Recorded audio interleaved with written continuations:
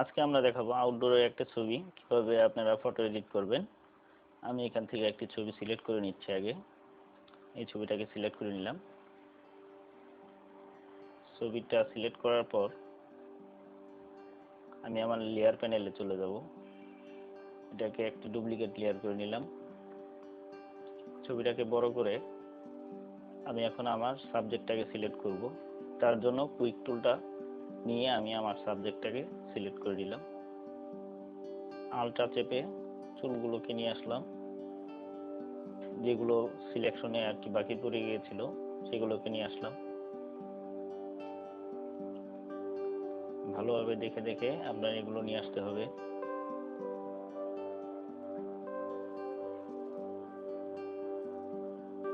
তারপর আমি এটাকে রিফাইন করব। রিফাইন করার জন্য উপরে যে রিফাইন অপশনটি রয়েছিল সেই অপশনটিতে চলে যাবেন।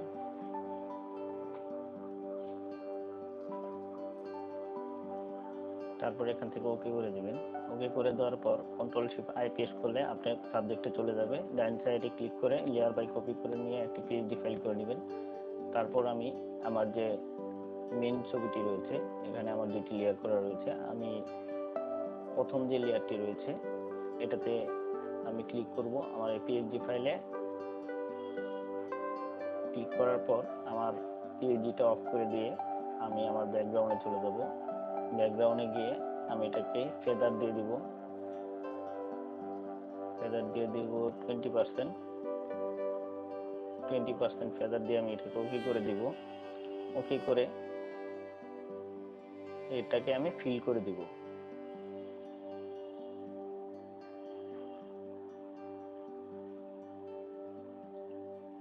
ফিল করে দেওয়ার পরও দেখা যাচ্ছে যে কিছু অংশ রয়েছে ব্যাকগ্রাউন্ডে। আমি এটাকে আবার ডিলিট করব। এটাকে আগে সিলেকশন করে নিই। সিলেকশন করে এটাকে আবার ফিল করে নেব। এটা ফিল্টার ইউজ করব। আগে আমি ফেদার ইউজ করে তারপরে আমি এটাকে ফিল করব।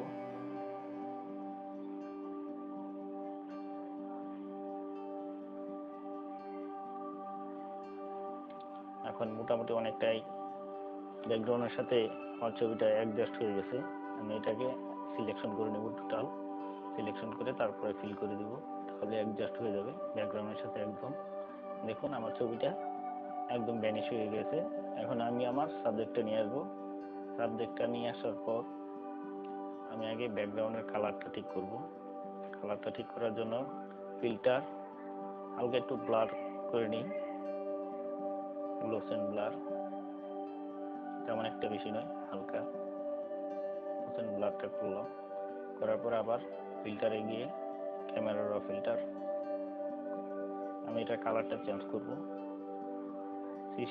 সিচুয়েশনটা আমি বাড়িয়ে নিলাম। আপনারা দেখে দেখে কালারটা অ্যাডজাস্ট করে নেবেন।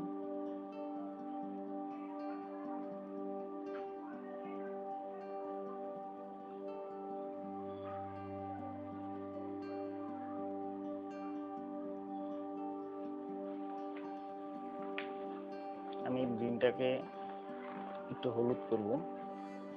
তার জন্য আমার এই কালার অপশনে যে যে জায়গাগুলোতে হলুদ অংশ রয়েছে আমি সেদিকে আমি আমার প্যানেলটা নিয়ে যাচ্ছি।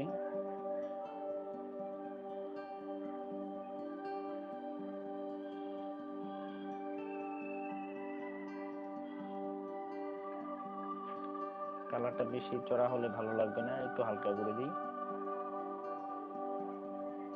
তারপর একটু এফেক্ট দিয়ে দিব। তারপর ওকে করে দেব। দেখুন আমার ব্যাকগ্রাউন্ডটা চলে আসছে।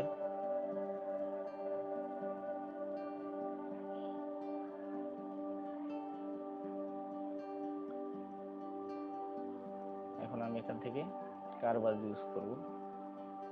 এক্সপোজারটা একটু ঠিক করে নিই।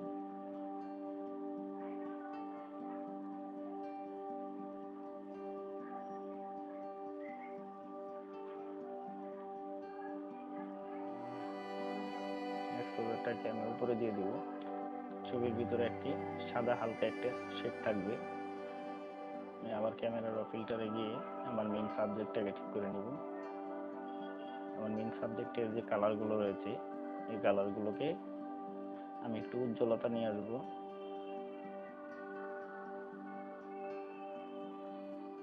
আপনারা দেখে দেখে আপনার ছবির অনুপাতে আপনার কালারটা অ্যাডজাস্ট করে নেবেন।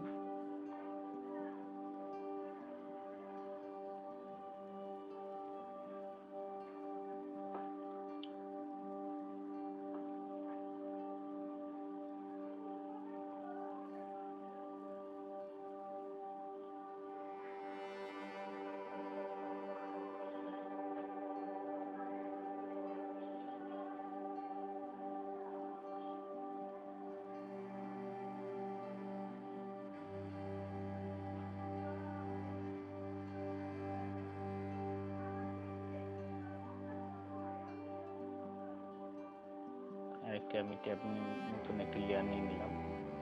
লেয়ার নিয়ে এখানে আমি একটি কালার সেট করব।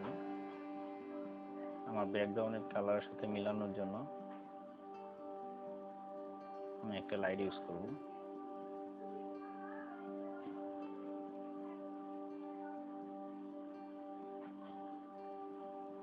এটা আপনি ব্রাশ টুলের মাধ্যমে ব্রাশ করে এই কালারটা নিয়ে আসতে পারবেন। পার্সেন্টেজটা আগে বাড়িয়ে নিতে হবে, তারপর মুভ টুলে গিয়ে এটাকে আমি বড় করে দেব।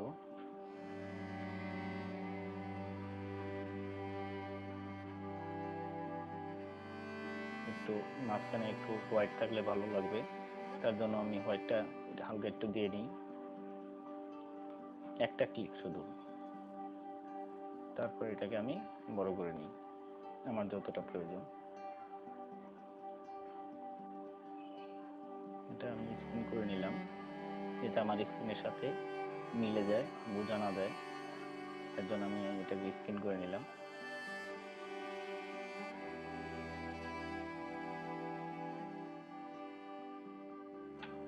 আমি সবগুলো লেয়ারকে একত্র করার জন্য Ctrl+Shift+E প্রেস করব। এখন আমার সবগুলো লেয়ার একটা লেয়ারে চলে আসছে। আমি এখন এটাকে একটি ডুপ্লিকেট লেয়ার করে নেব। ডুপ্লিকেট লেয়ার করে আমি এডিটটা ফেলে দেব কপিটা রেখে। তারপর আমি অরিজিনালটা নিয়ে আসবো, দুটোর মধ্যে পার্থক্য কি সেটা দেখানোর জন্য। এভাবে আপনারা একটি আউটডোরের ছবিকে খুব সুন্দর করে প্রফেশনাল ভাবে এডিট করতে পারবেন। সম্পূর্ণ ভিডিওটি দেখার জন্য ধন্যবাদ।